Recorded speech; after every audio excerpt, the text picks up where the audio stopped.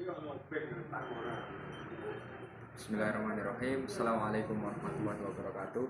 Perkenalkan, nama saya Muhammad Iksan Maulana dengan NIM saya 027.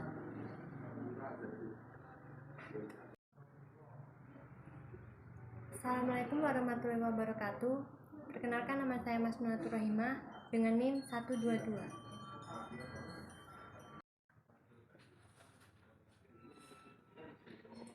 Perkenalkan, nama saya Nurul Putiana, NIM 149. Kecil lagi ya.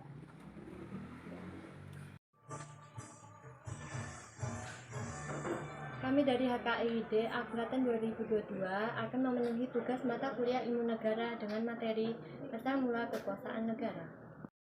Asal-usul kekuasaan negara. Dalam sejarah hukum dan ketatanegaraan menunjukkan bahwa konsep kekuasaan negara atau sering disebut dengan trias politika sebenarnya berasal dari konsep pemerintahan negara Yunani klasik. Negara bukanlah sesuatu yang bersifat objektif, yaitu negara tidak bersifat mengatur.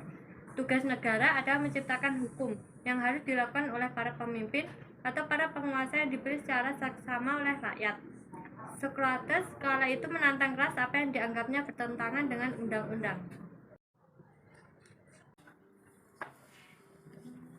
Teori-teori asal kekuasaan negara.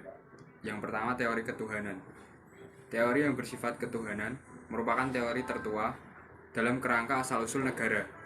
Teori ini merujuk pada perjanjian terdahulu bahwa Tuhan adalah sumber kekuatan negara. Teori yang kedua yaitu teori perjanjian. Teori ini dikemukakan oleh Thomas Hobbes. Ia beranggapan bahwa manusia adalah Homo homini lupus, yaitu manusia menjadi serigala bagi manusia lainnya. Kemudian ada teori kedaulatan rakyat.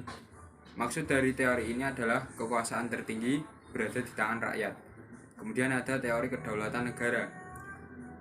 Tidak lain merupakan kelanjutan dari ajaran kedaulatan raja dalam susunan kedaulatan rakyat yang berkembang di Jerman. Kemudian ada teori kedaulatan hukum. Teori ini mengajarkan bahwa pemerintahan memperoleh kekuasaannya bukanlah dari Tuhan, raja, negara maupun rakyat, akan tetapi berasal dari hukum.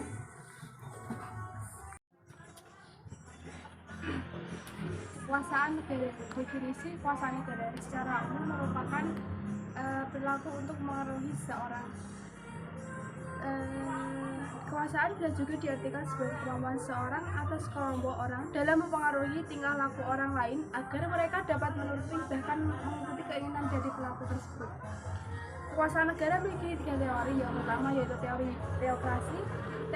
Teori teokrasi secara langsung merupakan sebuah istilah yang dalam suatu negara secara langsung adalah Tuhan. Kemunculan atau kehadiran negara di dunia adalah kehendak Tuhan. Yang kedua yaitu teori kekuasaan. Seseorang yang mempelajari teori kekuasaan adalah Machiavelli dan Thomas Hobbes. Thomas Hobbes sendiri membedakan manusia menjadi dua status, yang pertama yaitu berstatus naturalis dan kedua yaitu berstatus sivilis. Yang ketiga yaitu teori yuridis.